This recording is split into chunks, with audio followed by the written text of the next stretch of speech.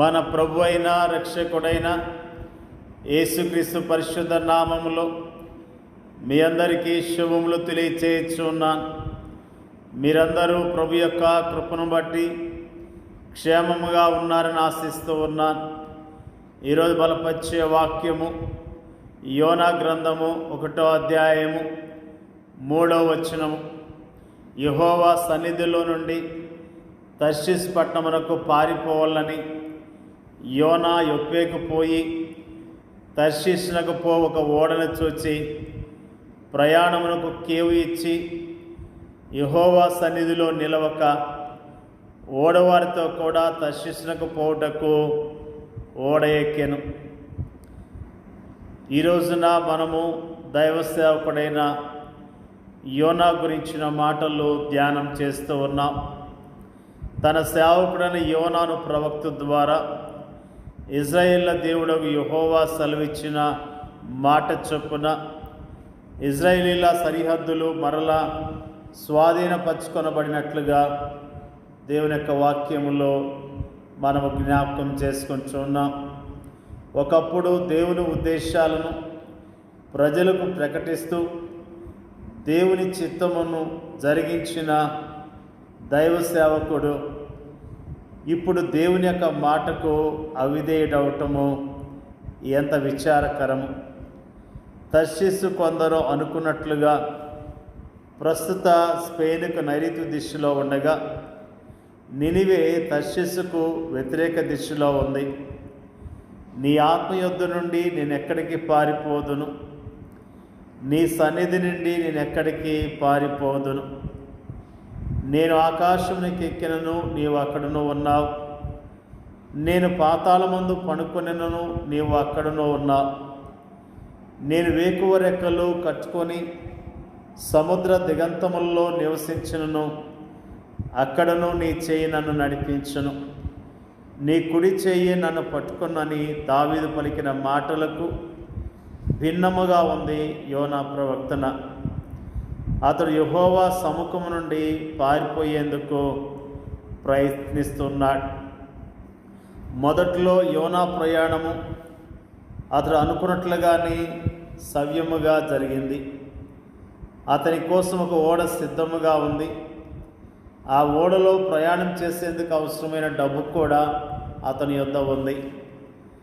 అతడు పండుకొని హాయిగా నిద్రపోయేందుకు ఒక మంచి స్థలము కూడా అందులో అతనికి దొరికింది. ఒక విశ్వాసిని దేవుని నుండి దూరముగా తీసుకొని వెళ్ళేందుకు అవసరమైనవన్నీ సాతానుడు వెంటనే సమకూరుస్తాడు. అయితే సాతానుడు సమకూర్చే పరిస్థితులు పైకి సవ్యముగా ఉన్నట్టే మనకు కనిపించవచ్చు, కానీ అవి మోసకరమైనవిగాను ప్రమాదకరమైనవిగాను ఉంటాయి. యోనా ఆత్మీయ స్థితి మెట్టుమెట్టుగా దిగజారుతున్నట్లుగా మనకు కనిపిస్తుంది. భౌతికముగాను ఆత్మీయంగాను కూడా అతడు దిగజారిపోతున్నాడు. తాను యెహోవా సన్నిధిలో నుండి పారిపోవచ్చున్నట్టు అతడు అన్యులైన ఓడవారితో చెప్పాడు. ఇజ్రాయేల్ దేవునికి ఇదెంత అవమానకరమైన విషయం. తాను దేవుని యొద్ద నుండి పారిపోతున్నానని యోనా అనుకున్నప్పటికీ కటాక్షమును జాలియు బహుశాంతమును అత్యంత కృపగల దేవుడు తనను వెంబడిస్తున్నాడన్న వాస్తవము యోనాకు తెలియదు.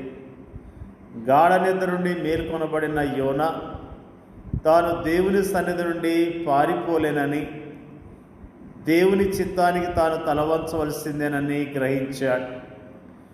ఓడనాయకుడు యోనాతో పలికిన మాటలను అపోస్తలుడైన పౌలు ఈ విధంగా ప్రతిధ్వనింపచేశాడు. నిద్రించిన నీవు మేల్కొని మృతుల్లో నుండి లెమ్ము, క్రీస్తు నీ మీద ప్రకాశించును. దినములు చెడ్డవి కనుక మీరు సమయమును పోనీక సద్వినియోగం చేసుకొనచ్చు. అజ్ఞానుల వలె కాక జ్ఞానుల వలె నడుచుకున్నట్లు జాగ్రత్తగా చూచుకొనుడి. ఇందు నిమిత్తం మీరు అవివేకులు కాక ప్రభు యొక్క చిత్తమేమిటో గ్రహించుడి. యోనా భక్తుడు దేవుని యొక్క సన్నిధి నుంచి పారిపోతున్నట్లుగా ఈ రోజున మనము జ్ఞాపకం చేసుకున్నాం. నిజంగా దేవుని సన్నిధి నుంచి మనం ఎక్కడికి వెళ్ళగలుగుతాం? మనం ఎంత రహస్యముగా గదిలో కూర్చున్నా, ఎవరికీ తెలియకుండా రహస్య ప్రదేశాల్లో కూర్చున్నా, అవన్నీ కూడా దేవునికి తేటగా తెలియదు. మరి చాలామంది విశ్వాసులు ఈ దినాల్లో దేవుని సన్నిధి నుంచి దూరముగా పారిపోతున్నారు. దేవుని యొక్క సన్నిధిలో దేవుని చిత్తాన్ని జరిగించవలసిన దేవుని ప్రజలు దేవునికి దూరముగా వెళ్ళిపోతూ ఉన్నారు. లోక ఆశల్లో పడిపోయి, లోక చింతల్లో కూరుకొని పోయి దేవునికి దూరముగా వెళ్ళిపోతూ ఉన్నారు. యోనా వెళ్ళటం ద్వారా ఎంతగానో బాధపడ్డట్లుగా దేవుని యొక్క వాక్యము తెలియజేస్తున్నది. మానవులైన మనము ఆయనకు దూరముగా వెళ్ళినప్పటికీ ఆయన అత్యంత కృపగల దేవుడు, దయగల దేవుడు. ఆయన మనకి సహాయం చేస్తూనే ఉన్నాడు. నిజముగా దేవుని యొక్క చిత్తానికి దూరముగా ఉన్నట్లయితే ఈరోజైనా నువ్వు ప్రభు సన్నిధిలో ఒప్పుకొని సరిచేసుకొని పశ్చాత్తాపడి దేవుని బిడ్డగా, దేవుని చిత్తాన్ని జరిగించే బిడ్డగా జీవించాలని ప్రభు నామములో జ్ఞాపకం చేస్తూ ఉన్నారు. దేవుని యొక్క ఉద్దేశాన్ని నెరవేర్స్తే దేవుడు సంతోషపడతాడు. యోనా అవిధేయత వలన చాలా నష్టము కలిగేది. దేవుడు కలగచేసుకొని యోనాను నినివే పట్టణానికి పంపించాడు.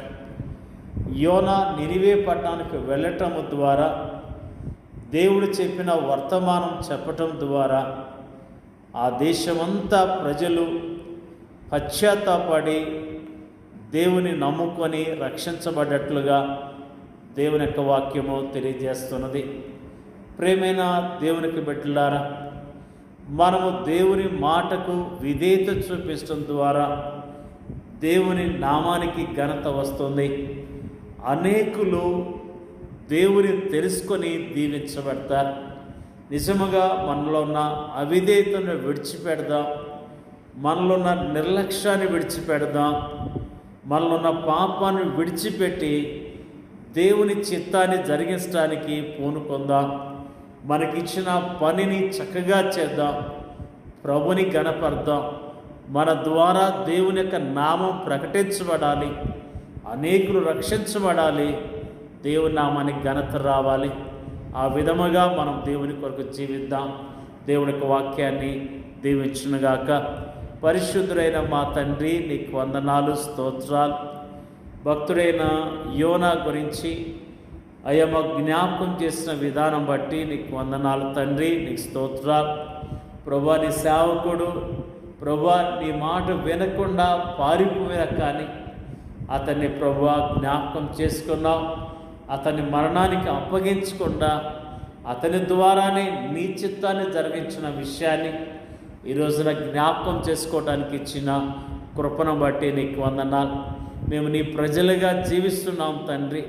నీ మాటకు విధేయత చూపించడం మాకు నేర్పించండి.